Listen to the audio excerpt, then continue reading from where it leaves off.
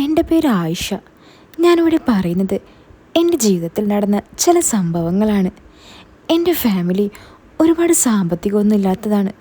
വാപ്പച്ചി എനിക്ക് 18 വയസ്സുള്ളപ്പോൾ മരിച്ചു. പിന്നെ എനിക്കുണ്ടായിരുന്നത് ഒരു ഉമ്മയും ഒരേ ഒരു അനിയനും മാത്രമാണ്. അനിയൻ എനിക്കൊരു സഹോദരൻ മാത്രമായിരുന്നില്ല, നല്ലൊരു ഫ്രണ്ട് കൂടിയായിരുന്നു. ഉമ്മച്ചി ഞങ്ങളെ ഒരുപാട് കഷ്ടപ്പെട്ടാണ് വളർത്തിയത്. വീട്ടുജോലിക്ക് പോയും പല കടകളിൽ സെയിൽസ് ജോലി ചെയ്തും ഞങ്ങളെ വളർത്തി. അനിയനിപ്പോൾ ഡിഗ്രിക്ക് പഠിക്കുന്നു. എൻ്റെ കല്യാണം കഴിഞ്ഞു. ഇക്കയുടെ കുടുംബം വലിയ ഫാമിലിയൊന്നുമല്ല, ഇടത്തരം കുടുംബമാണ്. പള്ളിയിലെ മുസ്ലിയാർ കൊണ്ടുവന്ന ആലോചനയായതുകൊണ്ട് തന്നെ അങ്ങ് സമ്മതിച്ചു. ഇക്കാക്ക് സ്ത്രീധനമൊന്നും വേണ്ട, കുട്ടി നന്നായിരിക്കണമെന്നേ ഉണ്ടായിരുന്നുള്ളൂ. ഞാൻ പഠിക്കാൻ അല്പം മോശമായതിനാൽ +2 വരെ പഠിച്ചിട്ടുള്ളൂ. 21 വയസ്സിൽ കല്യാണം കഴിഞ്ഞു. ഉമ്മയെയും അനിയനെയും പിരിയണമെന്ന് ഓർക്കുമ്പോൾ കരച്ചിലായിരുന്നു. എന്നാലും കെട്ടിച്ചു വിടേണ്ടതല്ലേ. പിന്നീട് ഇക്ക എന്നെ കെട്ടി വീട്ടിൽ കൊണ്ടുവന്നപ്പോൾ ഇക്കയുടെ ഉമ്മയും വാപ്പയും എന്നെ ഒരു മോളെപ്പോലെ തന്നെയാണ് സ്വീകരിച്ചത്. നല്ല സ്നേഹമായിരുന്നു. ഒരു പാവപ്പെട്ട വീട്ടിലെ കുട്ടിയെന്നുള്ള ഒരു തോന്നലും ഇല്ലായിരുന്നു. ഇക്കയുടെ വീട്ടിൽ ഉപ്പ, ഉമ്മ, ഇക്ക, ഇക്കയുടെ അനിയത്തി കെട്ടിച്ചു വിട്ടു. ഫാമിലിയായി അവർ പുറത്താണ്. ഇക്കയുടെ കല്യാണം കഴിഞ്ഞ് 1 വർഷം കഴിഞ്ഞപ്പോൾ തന്നെ ഇക്ക ഗൾഫിലേക്ക് പോയി. വീട്ടിൽ ഇക്കയുടെ ഉപ്പയും ഉമ്മയും ഉള്ളതുകൊണ്ട് ഹാപ്പിയായിരിക്കുന്നു. എങ്കിലും മറ്റുള്ള സുഖങ്ങൾ എന്താണെന്ന് അറിഞ്ഞുകൂടിയില്ല. കല്യാണ ദിവസം തന്നെ എന്നെ കിട്ടിയപ്പോൾ ഇക്കക്കെന്തോ ബിരിയാണി കിട്ടിയ പോലെ ആർത്തിയായിരുന്നു. പക്ഷെ പിന്നീടുള്ള ദിവസങ്ങൾ കാര്യമായി ഒന്നും തന്നെയില്ല. ആരോ പറഞ്ഞ പോലെ കല്യാണം കഴിയുമ്പോഴുള്ള ഒരു താല്പര്യം പിന്നെ അത് മടുക്കും എന്ന് പറഞ്ഞ പോലെയായി എൻ്റെ ജീവിതം. ഗൾഫിൽ പോയിട്ട് അധികം വിളിയൊന്നുമില്ലെങ്കിലും എന്നും വിളിക്കും, കുറച്ച് സംസാരിക്കും, പോകും. ഒരുപക്ഷെ അവിടുത്തെ ജോലി കഴിഞ്ഞ് ക്ഷീണമായതുകൊണ്ടാകും അധിക നേരം ഉണ്ടാകില്ല സംസാരം. പിന്നെ ആകെ കിട്ടുന്ന ലീവ് ദിവസം അവിടുത്തെ ജോലി കഴിഞ്ഞ് വിളിക്കും, പിന്നെ എന്തൊക്കെയോ പറഞ്ഞു പോകും.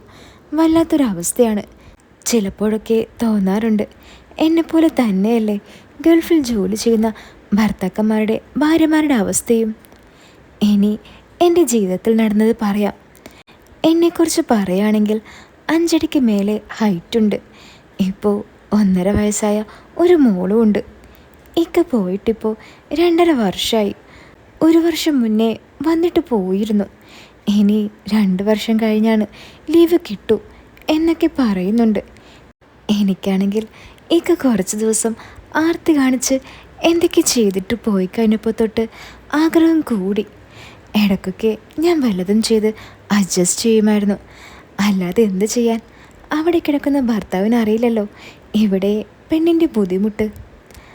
അങ്ങനെ ഇരിക്കുമ്പോഴാണ് ഒരു ദിവസം ഇക്ക വിളിക്കുന്നത്. നിനക്ക് മോൾക്കുള്ള ഡ്രസ്സ് അഴച്ചിട്ടുണ്ട്, അതെൻ്റെ കൂട്ടുകാരൻ വിനോദ് കൊണ്ടുതരും എന്നും അതിട്ട് നോക്കിയിട്ട് ഇഷ്ടമായോ എന്ന് പറയാൻ പറഞ്ഞു. ഞാൻ സംസാരിക്കാൻ തുടങ്ങും മുമ്പേ ഇക്ക ഫോൺ കട്ടാക്കിപ്പോയി. ഇക്കയുടെ ഫ്രണ്ട് വിനോദ്. അയാൾ ഇക്കയേക്കാൾ 2 വയസ്സിന് ഇളയതാണ്. കാണാൻ വലിയ കുഴപ്പമൊന്നുമില്ല. എൻ്റെ അത്രയും പൊക്കം, മീഡിയം സൈസൊക്കെ ഉള്ളൂ. നല്ല സംസാരമായിരുന്നു അന്ന് കല്യാണത്തിന്. ഒരിക്കൽ ഇക്കയോടൊപ്പം പുറത്തു പോയപ്പോൾ അവിടെ വെച്ച് കണ്ട് പരിചയവുമുണ്ട്. മിണ്ടിയിട്ടില്ല. ഇക്കയുടെ വീട്ടിൽ അയാൾക്ക് നല്ല സ്വാതന്ത്ര്യമുണ്ട്. ഇക്ക വിളിച്ച് പറഞ്ഞ ദിവസം വൈകിട്ട് 4 മണിയോട് കൂടി അയാൾ വന്ന് ഡോറിൽ മുട്ടി. ഞാൻ മുകളിൽ എൻ്റെ മുറിയിലായിരുന്നു. കുഞ്ഞിന് പാല് കൊടുക്കായിരുന്നു. താഴെ അയാൾ വന്നത് അറിഞ്ഞില്ല. ഉമ്മയാണ് ഡോർ തുറന്നു കൊടുത്തത്. കയറി ചെന്നപാടെ വിനോദ് ഉമ്മയോട് വിശേഷങ്ങളൊക്കെ തിരക്കി. പിന്നെ ഉപ്പയെ തിരക്കി. ഉപ്പ പുറത്തു പോയിരിക്കുകയാണെന്ന് ഉമ്മ പറഞ്ഞു. അപ്പോൾ വിനോദ് ചോദിച്ചു, ഉമ്മ, ആയിഷ എവിടെ? അവള് റൂമിലുണ്ടാവും. എന്താടാ നിൻ്റെ കയ്യിലൊരു കവറ്? അത് ഇക്ക ഗൾഫിൽ നിന്നും അയച്ചതാ, ആയിഷയ്ക്ക് കൊടുക്കണമെന്ന് പറഞ്ഞു. ഓൾക്ക് മാത്രമേ ഉള്ളൂ ഡ്രസ്സ്, ഞങ്ങൾക്ക് അവൻ അയച്ചു തന്നില്ലേ? എനിക്കറിയില്ല ഉമ്മ, അവനോടൊന്ന് ചോദിച്ചു നോക്ക്. അവൾക്ക് കൊടുക്കാൻ വന്നതല്ലേ, കൊണ്ടുപോയി കൊടുത്തേക്ക്, ഉമ്മ പറഞ്ഞു. അത് ഉമ്മ തന്നെ കൊടുത്തേക്ക്, എനിക്ക് പോകാൻ കുറച്ച് തിരക്കുണ്ട്. ഹാ, ഇവിടെ വരെ വന്നിട്ട് ഒരു ഗ്ലാസ് വെള്ളം പോലും കുടിക്കാതെ പോവാണോ? നിൽക്ക്, ഞാൻ കുടിക്കാൻ എന്തെങ്കിലും എടുക്കട്ടെ. കയ്യിലാണെങ്കിൽ അഴുക്ക. നീ കൊണ്ടുപോയി കൊടുത്തിട്ട് വാ, അപ്പോഴേക്കും ഞാൻ കുടിക്കാനെടുക്കട്ടെ. ശരി ഉമ്മ. അവള് മുകളിലാണോ? അതെ എന്നും പറഞ്ഞു ഉമ്മ അടുക്കളയിലേക്ക് പോയി. വിനോദ് കോണിപ്പടി കയറി എൻ്റെ റൂമിലേക്ക് കടന്നു വന്നു. സാധാരണ വീട്ടിൽ അങ്ങനെ ആരും വരാറില്ല. ബന്ധുക്കളാണേലും താഴെ നിൽക്കൂ. മുകളിൽ ഒരു മുറിയും ഒരു ബാത്റൂമേ ഉള്ളൂ. അവൻ നേരെ കയറി വന്ന് ചാരിയിട്ട ഡോറ് തുറന്നതും എന്നെ കണ്ട് അവൻ വല്ലാണ്ടായി. കാരണം ഞാൻ അപ്പോൾ കുട്ടിയെ മടിയിലിരുത്തി അങ്ങനെയാണ് ഇരിക്കുന്നത്. പെട്ടെന്ന് അവൻ വന്നത് ഞാൻ അറിഞ്ഞില്ല. ഏറെക്കുറെ എല്ലാം പുറത്തായിരുന്നു. കുട്ടിയെ കളിപ്പിച്ചുകൊണ്ടിരിക്കുന്ന ഇരുത്തായതുകൊണ്ട് ഞാൻ വേറൊരു ലോകത്തായിരുന്നു. പെട്ടെന്നുള്ള അവൻ്റെ കടന്നുവരവ് ഞാൻ ഒട്ടും പ്രതീക്ഷിച്ചില്ല. അവൻ അവിടെ തന്നെ നോക്കി നിൽക്കാണ്. അവൻ നോക്കുന്നത് കണ്ട് ഞാൻ അവനെ നോക്കിയപ്പോൾ അവൻ നോട്ടം മാറ്റിയെങ്കിലും വീണ്ടും ഒന്നുകൂടെ നോക്കിയപ്പോൾ അവൻ്റെ തൊണ്ട വരളുന്ന പോലെ എനിക്ക് തോന്നി. ഞാൻ വേഗം തിരിഞ്ഞിരുന്ന് മോളെ കിടത്തി ബെഡിൽ നിന്ന് എഴുന്നേറ്റ് ചോദിച്ചു, തനിക്കൊന്ന് വിളിച്ചിട്ട് വന്നൂടെ എന്നും പറഞ്ഞ് ഞാൻ കയർത്തു. വിനോദപ്പോൾ ഒന്നും കണ്ടില്ലെന്ന് പറഞ്ഞു. പക്ഷേ പറഞ്ഞത് നുണയാണെന്ന് എനിക്ക് മനസ്സിലായി. എങ്കിലും ഞാൻ കൂടുതൽ ചോദിക്കാൻ നിന്നില്ല.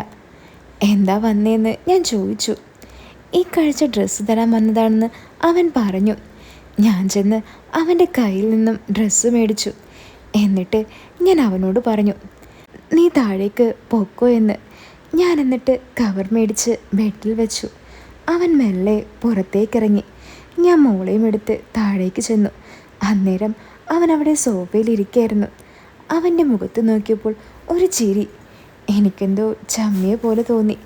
ഞാൻ വേഗം അടുക്കളയിലേക്ക് ചെന്ന് ഉമ്മ അവനുള്ള ജ്യൂസ് ഉണ്ടാക്കിയെടുത്ത് വെച്ചിരിക്കുകയാണ്. എന്നോട് കൊണ്ടു കൊടുക്കാൻ പറഞ്ഞപ്പോൾ ഉമ്മ കൊണ്ട് കൊടുത്താൽ മതിയെന്ന് ഞാൻ പറഞ്ഞു. പിന്നെ ഉമ്മ തന്നെ അവന് ജ്യൂസ് കൊടുത്തു. അവൻ കുടിച്ചിട്ട് ഉമ്മയോട് യാത്ര പറഞ്ഞിറങ്ങി. ഞാൻ ജനലിലൂടെ അവൻ പോകുന്നത് നോക്കി നിന്നു. പിന്നീട് ആ സംഭവം ഞാൻ മറന്നു. അവനങ്ങനെ പിന്നെ വീട്ടിലൊന്നും വരാറില്ല. ഞാനും പതിയെ അതൊക്കെ മറക്കാൻ തുടങ്ങി. ദിവസങ്ങൾ പോയിക്കൊണ്ടിരുന്നു. ഒരിക്കൽ വീട്ടിലൊരു പ്രായമായ ഇക്ക വന്നിരുന്നു. ഞാൻ ചോദിച്ചപ്പോൾ ഭർത്താവിൻ്റെ ഉമ്മയുടെ ബന്ധുവാണെന്നറിഞ്ഞു. അവരുടെ മകളുടെ കല്യാണം വിളിക്കാൻ വന്നതാണെന്നും കുടുംബസമേതം എത്തണമെന്നും പറഞ്ഞു. വൈകിട്ട് ഇക്ക വിളിച്ചപ്പോൾ ഞാൻ കാര്യം പറഞ്ഞു. ഇക്ക പറഞ്ഞു, നിനക്കിഷ്ടമാണെങ്കിൽ പൊക്കോളൂ എന്ന്. ഞാൻ ശരിയെന്ന് സമ്മതിച്ചു. അധികമൊന്നും ഞാൻ പുറത്തു പോകാറില്ല. ഇക്ക ഉള്ളപ്പോൾ ഇക്കയുടെ കൂടെ ഞാൻ പോകാറുള്ളൂ. എന്തായാലും കുറേ നാളുകൂടി ഒന്ന് പുറത്തു പോകാൻ പറ്റുന്നതല്ലേ എന്നൊക്കെ ഞാൻ കരുതി. കല്യാണം ഒരാഴ്ച കഴിഞ്ഞായിരുന്നു. അങ്ങനെ ദിവസം വന്നെത്തി. കല്യാണത്തിൻ്റെ തലേ ദിവസം വാപ്പ മാത്രമേ പോയുള്ളൂ. ഞാനും ഉമ്മയും പോയില്ല. ഒരുപാട് തിരക്കൊക്കെ വരും. പയ്യൻ ഒരുപാട് കൂട്ടുകാരൊക്കെ ഉള്ളതാ. അതുകൊണ്ട് വെള്ളമടിയൊക്കെ കാണും. നിങ്ങൾ നാളെ പോയാൽ മതിയെന്ന് വാപ്പ പറഞ്ഞതനുസരിച്ച് പിറ്റേ ദിവസം കാലത്തെ പണിയൊക്കെ ഒതുക്കി മോളെ കുളിപ്പിച്ച് ഡ്രസ്സൊക്കെ ഇട്ട് പാലും കൊടുത്തിരുത്തിയ ശേഷം ഞാൻ പോയി ഒരുങ്ങി. അത്യാവശ്യം വേണ്ട മേക്കപ്പും ചെയ്തിറങ്ങി. ഉമ്മ ഒരു പർദ്ദയിട്ട് റെഡിയായിരുന്നു. ഞാൻ ഉമ്മയോട് പോകാമെന്ന് പറഞ്ഞു. ഉപ്പ വരുന്നില്ല, പുറത്തെവിടെ പോകാനുണ്ടെന്നും പറഞ്ഞു. എപ്പോഴാ തിരിച്ചു വരിക എന്ന് ഉപ്പ ചോദിച്ചു. ഉമ്മയാണ് അതിന് മറുപടി കൊടുത്തത്. ഉച്ച കഴിയുമ്പോഴേക്കും എത്തും. അവിടെ ചെന്നാലല്ലേ എങ്ങനെയാണെന്ന് അറിയാൻ കഴിയൂ. ശരി, ഞാനും താമസിച്ചേ വരൂ. നീ മഴയ്ക്ക് മുമ്പ് എത്തില്ലേ? വാപ്പ ചോദിച്ചു. ആ, നോക്കാം. ഞാൻ മോളെയും കയ്യിൽ പിടിച്ചുകൊണ്ട് ഉമ്മയുടെ കൂടെ ഇറങ്ങി. പോകുമ്പോൾ മൂക്കുപ്പ ടാറ്റയും തന്നു. ഞങ്ങൾ വേഗം ഒരു ബസ്സിൽ കയറി. അടുത്ത് തന്നെ സ്റ്റോപ്പുള്ളതുകൊണ്ട് പെട്ടെന്ന് ബസ് കിട്ടി. അധികം തിരക്കൊന്നും ഉണ്ടായിരുന്നില്ല. വേഗം തന്നെ ബസ് പാഞ്ഞു. ഞങ്ങൾ എത്തേണ്ട സ്ഥലത്തേക്ക് ഒരോട്ടോ പിടിച്ച് വേഗം പോകാൻ ഒരുങ്ങി. ഞങ്ങൾ ഒരോട്ടയ്ക്ക് കൈ കാണിച്ചു. ഒരു പ്രായം ചെന്ന മനുഷ്യൻ. അദ്ദേഹം ഞങ്ങളെ കല്യാണ വീട്ടിൽ കൊണ്ടാക്കി. അവിടെ ഗേറ്റിന് മുന്നിൽ തന്നെ അന്ന് കല്യാണം വിളിക്കാൻ വന്ന ഇക്ക അവിടെ നിൽക്കുന്നുണ്ടായിരുന്നു. അദ്ദേഹം ഞങ്ങളെ അകത്തേക്ക് ക്ഷണിച്ചു. ഒന്ന് പറഞ്ഞിരുന്നെങ്കിൽ ബസ് സ്റ്റോപ്പിൽ വരായിരുന്നല്ലോ എന്ന് അദ്ദേഹം പറഞ്ഞു. ഉമ്മയാണ് അതിന് മറുപടി കൊടുത്തത്. സാരില്ല, കുറച്ച് ദൂരമല്ലേ ഉണ്ടായിരുന്നുള്ളൂ. അങ്ങനെ ഞങ്ങൾ അകത്തേക്ക് കയറി. ഒരുപാട് ആളുകളുണ്ടായിരുന്നു. ചിലരൊക്കെ ഞങ്ങൾ ശ്രദ്ധിക്കുന്നുണ്ടായിരുന്നു. ഞാൻ ഉമ്മയുടെ കൂടെ പുറകിലായി വേഗം നടന്ന് അകത്തേക്ക് കയറി. എന്തു പറയാൻ, അവിടെയാണെങ്കിൽ ഒരുപാട് പെണ്ണുങ്ങളും കലപില സൗണ്ടും. ഉമ്മയുടെ അടുത്ത ചില ബന്ധുക്കൾ വന്ന് മിണ്ടി സംസാരിച്ചു, വിശേഷങ്ങൾ ചോദിച്ചു. ഉമ്മ അവർക്കൊക്കെ മറുപടി നൽകി. എന്നോടും എന്തൊക്കെയോ ചോദിച്ചു. ഞാനും തിരിച്ചു പറഞ്ഞു. കുറച്ചു നേരം മുറിയിൽ കയറി അവിടേക്ക് ഇരുന്നു. ഉമ്മ മാത്രം മറ്റൊരു മുറിയിൽ ചെന്ന് പയ്യനോട് സംസാരിച്ചു പോന്നു. എൻ്റെ അടുക്കൽ 2-3 കുട്ടികളും ഇത്തമാരും ഉണ്ടായിരുന്നു. അങ്ങനെ അവരോടൊക്കെ ഞാൻ സംസാരിച്ചിരുന്നു. കുറച്ച് കഴിഞ്ഞപ്പോൾ ഫുഡ് വിളമ്പി തുടങ്ങിയിരുന്നു. ഞാനും ഉമ്മയും പിന്നെ ഇരുന്നോളാമെന്ന് പറഞ്ഞു. 2-3 റൗണ്ട് ആളുകൾ കഴിച്ചെഴുന്നേറ്റ ശേഷമാണ് ഞാനും ഉമ്മയും കൂടി കഴിക്കാനിടുന്നത്. ഞങ്ങൾ കഴിച്ചുകൊണ്ടിരിക്കുമ്പോഴാണ് ഉമ്മ ആരോടോ സംസാരിക്കുന്നത് ഞാൻ ശ്രദ്ധിച്ചത്. അത് ഇക്കയുടെ കൂട്ടുകാരൻ വിനോദായിരുന്നു. ഞാൻ പെട്ടെന്ന് തല കുനിച്ചിരുന്നു. ഉമ്മ എന്തൊക്കെയോ ചോദിച്ചു അവനോട്. ഞാൻ മോൾക്ക് ഭക്ഷണം വാരിക്കൊടുത്തു. ഞാനും കഴിച്ചുകൊണ്ടിരുന്നു. ഇടയ്ക്കിടെ ഞാൻ അവനെയും അവൻ എന്നെയും നോക്കുന്നുണ്ടായിരുന്നു. മിണ്ടാൻ ഒരു മടി, അടുത്തധികം ആളില്ലെങ്കിലും ഒരു ചമ്മൽ. പെട്ടെന്ന് എന്നോട് ഒരു ചോദ്യം, ഇവളെന്താ ഒന്നും മിണ്ടാത്തതെന്ന്. ഞാൻ മറുപടി ഒന്നും പറഞ്ഞില്ല, ഒന്ന് ചിരിച്ചു, അത്രയേ ഉള്ളൂ. ഉമ്മയും അവനും നന്നായി സംസാരിച്ചുകൊണ്ടിരുന്നു. ഇടയ്ക്ക് എന്നോട് ഉമ്മ പറഞ്ഞു, വിനോദ് നല്ല പയ്യനാ, നിന്റെ ഇക്കാക്ക് വീട്ടുകാർ കഴിഞ്ഞാൽ അവനോടാ കൂടുതൽ ഇഷ്ടമെന്ന്. ഞാനൊന്ന് മൂളി. പിന്നെ ഉമ്മ എന്തൊക്കെയോ ചോദിച്ചുകൊണ്ടിരുന്നു. ആഹാരം കഴിച്ചു കഴിഞ്ഞ് ഞാൻ ഉമ്മയും എഴുന്നേറ്റ് കൈ കഴുകാൻ പോയി. കൈ കഴുകുന്നതിനിടയിൽ ഉമ്മ ആദ്യമേ കഴുകിത്തിരിഞ്ഞു. ഞാൻ കഴുകാൻ നിന്ന ടാപ്പിൽ കൈ കഴുകിക്കൊണ്ടിരുന്ന ചേച്ചി ആ ടാപ്പ് അടയ്ക്കുകയും ചെയ്തു. എനിക്കാണെങ്കിൽ ഒരു കൈയിൽ മോളും മറ്റേ കൈയിൽ കഴിച്ചത് ഒട്ടിപ്പിടിച്ചിരിക്കുകയായിരുന്നു. എനിക്കാണെങ്കിൽ ദേഷ്യം വന്നു. എന്ത് പണിയാ ആ സ്ത്രീ കാണിച്ചതെന്ന് ഞാൻ ഓർത്തു. എന്തേലും ആവട്ടെ, മോളെ പിടിച്ചുകൊണ്ട് തന്നെ വലത് കൈകൊണ്ട് തുറക്കാൻ തുടങ്ങിയപ്പോഴാണ് പിന്നിൽ നിന്നും ഒരു കൈ ടാപ്പ് തുറന്നു തരുന്നത്. അത് വിനോദിൻ്റെ ആയിരുന്നു. എന്നെ നോക്കി ഒന്ന് ചിരിച്ച ശേഷം അവൻ ടാപ്പ് തുറന്നു തന്നു. ഞാൻ വേഗം കൈ കഴുകി, മോളുടെയും. എന്നിട്ട് വിനോദിനോട് താങ്ക്സ് പറഞ്ഞു. ഇങ്ങോട്ട് കാണിച്ച മര്യാദ അങ്ങോട്ടും വേണമല്ലോ. അങ്ങനെ കൈ കഴുകി കഴിഞ്ഞ് അവിടെയൊക്കെ നോക്കിയപ്പോൾ ഉമ്മയെ കണ്ടില്ല. ഞാൻ മോളെയും കൂട്ടി അകത്തേക്ക് ചെന്നു. അതിനിടയിൽ അവനെ ശ്രദ്ധിക്കാൻ പറ്റിയില്ല. ഒന്നാമത് പരിചില്ലാത്ത സ്ഥലവും ആളുകളും. ഞാൻ കുറേ തിരഞ്ഞു. മുറിയിലേക്ക് നോക്കിയ ശേഷം അടുക്കളയുടെ പുറകുവശത്തായി ഉമ്മയും വേറെ 2 സ്ത്രീകളിൽ നിന്ന് സംസാരിക്കുന്നത് ഞാൻ കണ്ടു. എന്നെ അവർക്ക് ഉമ്മ പരിചയപ്പെടുത്തി കൊടുത്തു. അവരെ എനിക്കും. ഉമ്മയുടെ ചേട്ടൻ്റെ ഭാര്യയുടെ അനിയത്തിയാണ് പോലും. അവരൊക്കെ ഒരുപാട് നാളായി നേരിൽ കണ്ടിട്ട്. അതുകൊണ്ട് തന്നെ കുറേ സംസാരിച്ചു. അവർ പറഞ്ഞു ഉമ്മയും എന്നെയും ഇപ്പോൾ അവരുടെ കൂടെ വീട്ടിലേക്ക് ചെല്ലണമെന്ന്. ഞാനൊന്നും മിണ്ടിയില്ല. ഉമ്മ എന്ത് പറയുമെന്ന് ഞാൻ നോക്കിക്കൊണ്ടിരുന്നു. ഉമ്മ പിന്നീടൊരിക്കൽ വരാമെന്ന് പറഞ്ഞിട്ടും അവർ സമ്മതിക്കുന്നില്ല. പിന്നെ എപ്പോൾ കാണാനാ, ഇപ്പോഴല്ലേ പറ്റുമെന്ന് അവർ പറഞ്ഞു. അവർ നിർബന്ധിച്ച് ഒടുവിൽ ഉമ്മാക്ക് സമ്മതിക്കേണ്ടി വന്നു. ഞാനും മറിച്ചൊന്നും പറഞ്ഞില്ല. ഞാൻ ഉപ്പയുടെ കാര്യം ഉമ്മയോട് പറഞ്ഞു. ഉപ്പ താമസിച്ചല്ലേ വരൂ, കഴിക്കാനാണെങ്കിൽ അധികമൊന്നും ഇല്ലെന്നും പറഞ്ഞു. എന്താ ഇപ്പോൾ ചെയ്യുക?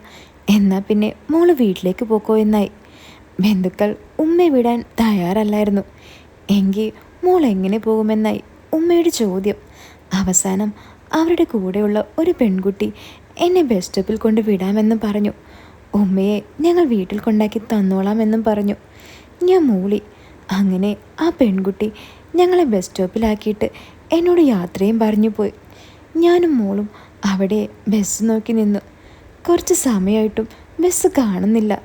പെട്ടെന്ന് ഏതോ ഒരു ബൈക്കുകാരൻ എൻ്റെ അടുത്ത് വന്ന് ബ്രേക്ക് ഇട്ടു. എന്നിട്ട് നിർത്തി ചോദിച്ചു, ഉമ്മ എവിടെ? എന്താ ഇവിടെ തനിച്ച് നിൽക്കുന്നതെന്നും. ഹെൽമെറ്റ് വെച്ച കാരണം ആളെ എനിക്ക് മനസ്സിലായില്ല.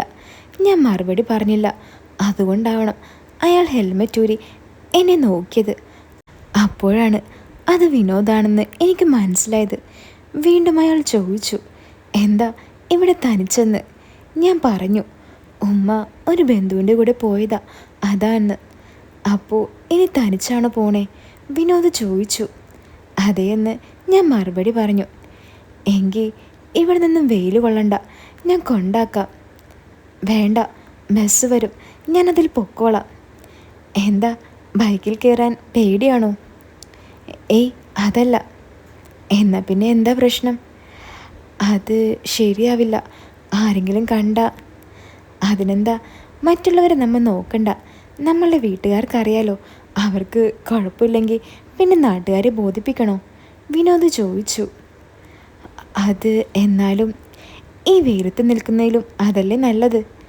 പെട്ടെന്നതാ ഒരു ബസ് നിർത്താതെ സ്പീഡിൽ കടന്നുപോയി. എനിക്കാണെങ്കിൽ കൈ നീട്ടാനും കഴിഞ്ഞില്ല. മഴക്കാരും വരുന്നുണ്ടായിരുന്നു. എവിടെ നിന്നാ ഓട്ടോ കിട്ടുമോ? ഞാൻ വിനോദിനോട് ചോദിച്ചു. അറിയില്ല, ചിലപ്പോഴേ കാണും. ഇന്നിപ്പോൾ ഞായറല്ലേ, ഒരുവിധം ആൾക്കാരുണ്ടാകാൻ സാധ്യതയില്ല. ഞാൻ മനസ്സിൽ വിചാരിച്ചു. ഏത് നേരത്താണെന്നാവോ കല്യാണത്തിൽ നിന്ന് വരാൻ തോന്നിയത്. ഇനി ആലോചിച്ച് നിന്നാൽ മഴയും പെയ്യും. കയറിക്കോ. ഞാൻ ഇടയ്ക്കൊക്കെ ഉമ്മയും ബൈക്കിൽ കൊണ്ടുപോകുന്നതല്ലേ, പേടിക്കുന്നത് എന്തിനാ? വിനോദ് ചോദിച്ചു. ഒടുവിൽ എനിക്ക് സമ്മതിക്കേണ്ടി വന്നു. മോളെയും പിടിച്ച് അവൻ്റെ കൂടെ ഞാൻ പുറകിൽ കയറിയിരുന്നു. പെട്ടെന്ന് ആരും ശ്രദ്ധിക്കാതിരിക്കാൻ ഷോൾ മുഖത്തേക്ക് കയറ്റിയിട്ടു. കയറിയിരുന്ന ശേഷം സൈഡിലെ കമ്പിയിൽ പിടിക്കാൻ നോക്കിയപ്പോഴാണ് അവിടെ കൈപ്പിടിയില്ലെന്ന് മനസ്സിലായത്. ഇനി എന്ത് ചെയ്യുമെന്ന് ഞാൻ ഓർത്തുപോയി. അപ്പോൾ ഇതിലുമ്മ എങ്ങനെയാവും ഇരുന്നേക്കുക, കൈ എവിടെ പിടിക്കും എന്നൊക്കെ ഞാൻ ആലോചിച്ചു. അതിനിടയിൽ വിനോദ് ബൈക്ക് സ്റ്റാർട്ട് ചെയ്തു. മുന്നോട്ട് പോയി ഇടയ്ക്കൊക്കെ അവൻ ബ്രേക്ക് പിടിക്കുന്നുണ്ടെങ്കിലും ഒന്നും ചെയ്യാൻ പറ്റാത്ത അവസ്ഥയിലായിരുന്നു. വീണ്ടും ബൈക്കിട്ടപ്പോൾ എനിക്ക് അവൻ്റെ തോളിൽ പിടിക്കേണ്ടി വന്നു. കുഞ്ഞ് കയ്യിലിരിക്കല്ലേ, വേറൊന്നിനും പറ്റുന്നുമില്ല. ഒന്ന് പയ്യെ അമർത്ത ആയിഷ, വിനോദ് പറഞ്ഞു. എന്താ, എന്തു പറ്റി? വേദനിച്ചു. ഇങ്ങനെയാണോ ഇക്കയും പിടിക്കുന്നത്? അത് പിന്നെ പിടിക്കാൻ ബൈക്കിൽ കമ്പിയില്ലാഞ്ഞിട്ടല്ലേ. അതിന് ഇത്രയും പിടിച്ച് അമർത്തണോ? സോറി.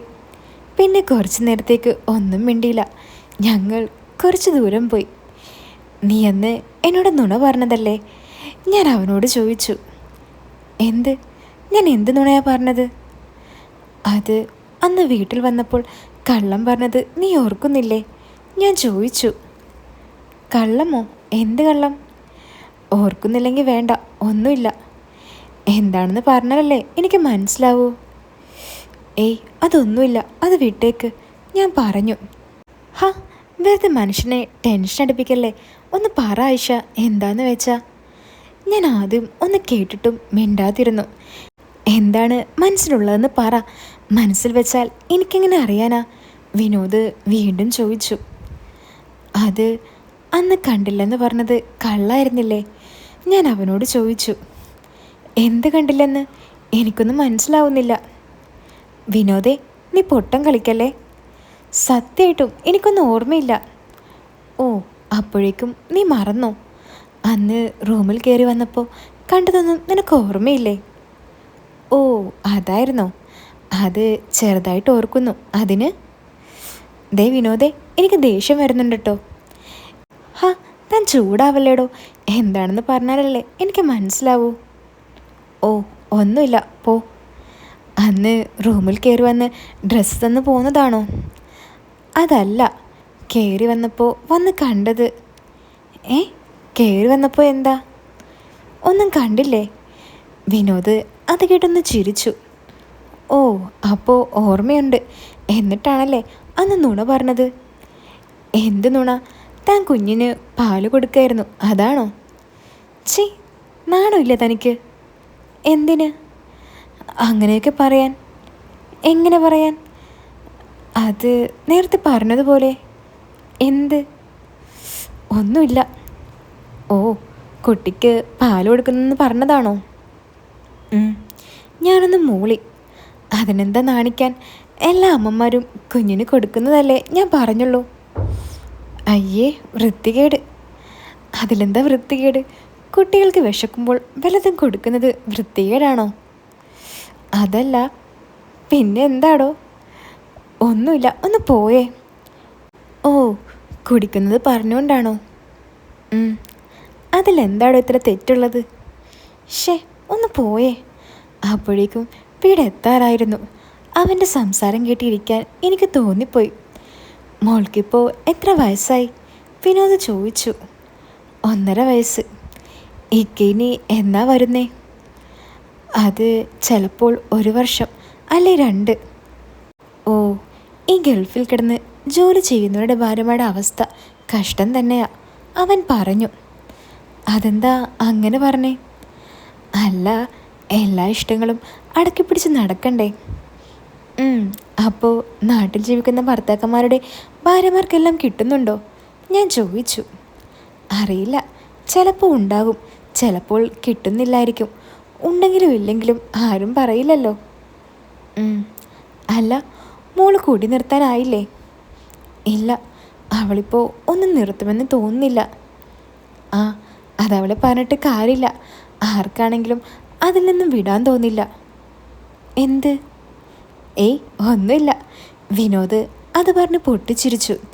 ഞാൻ അപ്പോഴാണ് അറിഞ്ഞത് അവൻ പുറത്തുനിന്ന് നന്നായി അമർന്നിരിക്കുന്ന കാര്യം. അപ്പോഴേക്കും വീടിന് മുന്നിലെത്തിയിരുന്നു. ഞാനും മോളും ബൈക്കിൽ നിന്നും ഇറങ്ങി. അവൻ എന്നെ നോക്കി ഒന്ന് ചിരിച്ചു, ഒപ്പം ഞാനും. എന്നിട്ട് ഞാൻ പോയി ഡോർ തുറന്ന് അകത്ത് കയറി. വാപ്പയില്ലെന്ന് എനിക്ക് മനസ്സിലായി. അവൻ അപ്പോഴേക്കും ബൈക്ക് തിരിച്ച് പോകാൻ ഒരുങ്ങുമ്പോഴേക്കും ഞാൻ പുറത്തേക്ക് വന്നിട്ട്, എന്തെങ്കിലും കുടിക്കുന്നുണ്ടോ എന്ന് ചോദിച്ചു. മോൾക്ക് കൊടുക്ക്, അവൾ വല്ലാതെ ദാഹിച്ചിരിക്കുന്നുണ്ടാവും, അവൻ പറഞ്ഞു. ഒന്ന് പോടാ, നിനക്ക് വേണോന്നാ ചോദിച്ചേ. എനിക്കോ? ഞാൻ റെഡി. നീ എന്തോന്നാ കരുതിയത്? അല്ല, മോൾക്ക് കൊടുക്കുന്നതല്ലേ. ഛേ, ഒന്ന് പോടാ. അതല്ല, നിനക്ക് കുടിക്കാൻ ചായ മറ്റോ വേണോന്ന്. ഓ, ഇപ്പോൾ വേണ്ട, പിന്നെ കുടിച്ചോളാം. അന്ന് വരുമ്പോൾ എനിക്ക് തന്നാൽ മതി. ഞാൻ ഉള്ളിൽ ചിരിച്ചുകൊണ്ട് അവനോട് പറഞ്ഞു. ആ, അന്ന് ഉണ്ടെങ്കിൽ തരാം. ഉപ്പയില്ലകത്ത്? അവൻ ചോദിച്ചു. ഇല്ല, ഉപ്പയുടെയോ പോകുമെന്ന് പറഞ്ഞിരുന്നു. താമസിച്ചേ വരുമെന്ന് പറഞ്ഞാൽ പോയത്. എന്നാ ഉമ്മ വരുന്നവരെ ഞാൻ നിൽക്കണോ? നിനക്ക് ബുദ്ധിമുട്ടില്ലെങ്കിൽ ഇരുന്നോ, ഞാൻ പറഞ്ഞു. അവൻ എൻ്റെ കൂടെ അകത്തേക്ക് വന്ന് എൻ്റെ കയ്യിൽ നിന്നും മോളെ മേടിച്ചു.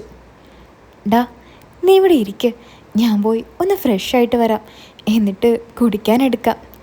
അതും പറഞ്ഞ് ഞാൻ മുകളിൽ കയറിപ്പോയി വേഗം ഫ്രഷായിട്ട് വന്നു. താഴേക്ക് വന്നപ്പോൾ അവൻ മോളെ കളിപ്പിക്കുകയായിരുന്നു. ഞാൻ അവനെ നോക്കിയിട്ട് അടുക്കളയിലേക്ക് പോയി. അടുക്കളയിൽ കയറി ഫ്രിഡ്ജ് തുറന്ന് സ്ക്വാഷ് ഇരിക്കുന്നുണ്ടായിരുന്നു. ഞാനത് കലക്കി അവന് കൊടുത്തു. അവനത് കുടിച്ചിട്ട് എന്നോട് പറഞ്ഞു, നല്ല മധുരം. നിനക്ക് കുറച്ച് പഞ്ചാര കൂടുതലാ, സാരില്ല, കുടിച്ചോ. ഞാൻ അവൻ്റെ അടുക്കൽ ചെന്ന് മോളെ വാങ്ങി. അവനപ്പോൾ തന്നെ വല്ലാത്തൊരു നോട്ടം നോക്കി എന്നെ. ഞാനും ഒന്ന് നോക്കിയിട്ട് പറഞ്ഞു, മോളുടെ ഡ്രസ്സ് മാറ്റിയിട്ട് വരാം. ആ, പോയിട്ട് വാ. ഞാൻ മോളുടെ ഡ്രസ്സൊക്കെ മാറി വന്നപ്പോഴേക്കും ഉമ്മയും തിരിച്ചെത്തി. ഞാൻ ഇറങ്ങാൻ ചെല്ലുമ്പോൾ ഉമ്മ കയറി വരുന്നു. ഉമ്മ വിനോദിനോട് ചോദിച്ചു, ആ, നീയപ്പോൾ എത്തി? ഇത്തിരി മുന്നേ ആയിഷയും കൊണ്ട്. അപ്പോൾ പെട്ടെന്ന് കണ്ണിറുക്കി ഞാൻ പറയില്ലേന്ന് കാണിച്ചു. ഉമ്മ അന്നേരം ടീ വെച്ചിരുന്ന് അങ്ങോട്ടൊന്ന് നോക്കിയപ്പോഴേക്കുമാണ് ഞാൻ കണ്ണിറുക്കി കാണിച്ചത്. അവന് മനസ്സിലായിട്ടാണോ അല്ലയോ എന്താണെന്നറിയില്ല. ആയിഷ ഇങ്ങോട്ട് കയറി വരുന്നത് കണ്ട് ഞാൻ വന്നതാ ഉമ്മ. ഓ, വാപ്പ എത്തിയില്ലേ മോളെ? ഉമ്മ എന്നോട് ചോദിച്ചു. ഇല്ലുമ്മ, ഞാൻ വന്നപ്പോൾ കണ്ടില്ല. എന്നാൽ ശരി ഉമ്മ, ഞാൻ ഇറങ്ങാം, വിനോദ് പറഞ്ഞു. നീ വല്ലതും കുടിച്ചായിരുന്നോ? ആ, കുടിച്ചു ഉമ്മ. ഒന്നും കഴിച്ചില്ലല്ലോ നീ? അത് അടുത്ത തവണ വരുമ്പോൾ കഴിക്കുകയും കുടിക്കുകയും ചെയ്യാം. അതവൻ അങ്ങനെ പറഞ്ഞപ്പോൾ എന്നെ നോക്കിയാണ് പറഞ്ഞതെന്ന് എനിക്ക് മനസ്സിലായി. എന്നാ ഞാൻ ഇറങ്ങാം ഉമ്മ. ആ, ശരി മോനെ, സൂക്ഷിച്ചു പോ. ഉമ്മ അകത്തേക്ക് പോയപ്പോൾ ഞാൻ റോഡിൽ ചെന്ന് നോക്കി. അവൻ വണ്ടിയെടുത്ത് പോകുന്നത് നോക്കി. ഇടക്കവൻ എന്നെ നോക്കി ചിരിക്കുകയും ചെയ്തു. അപ്പോൾ ഇതിൻ്റെ ബാക്കി നിങ്ങൾക്ക് കേൾക്കാൻ ആഗ്രഹമുണ്ടോ? അതായത് ഇതിൻ്റെ സെക്കൻഡ് പാർട്ട്. അപ്പോൾ ആ സെക്കൻഡ് പാർട്ട് കേൾക്കാൻ ആഗ്രഹമുണ്ടെങ്കിൽ നിങ്ങൾ കമൻറ്റ് ബോക്സിൽ ഒന്ന് പറയണേ. ഒപ്പം വീഡിയോ ലൈക്ക് ചെയ്യാനും മറക്കല്ലേ. അപ്പോൾ ഇതിൻ്റെ സെക്കൻഡ് പാർട്ട് ഞാൻ ഉടൻ തന്നെ ഇടുന്നതായിരിക്കും കേട്ടോ. അതുപോലെ തന്നെ ഇതുപോലുള്ള സ്റ്റോറീസ് നിങ്ങൾക്ക് മുഴുവനായിട്ടും നല്ല പച്ചക്ക് കേൾക്കാൻ ആഗ്രഹമുണ്ടെങ്കിൽ അടിയിൽ കമൻറ്റ് ബോക്സിൽ ഞാനൊരു ലിങ്ക് കൊടുത്തിട്ടുണ്ട്. അതിൽ കയറി എനിക്കൊരു മെസ്സേജ് അയച്ചാൽ മതി കേട്ടോ. അപ്പോൾ പുതിയൊരു കഥയായിട്ട് നമുക്ക് വീണ്ടും കാണാം. എല്ലാവരും കാത്തിരിക്കുക.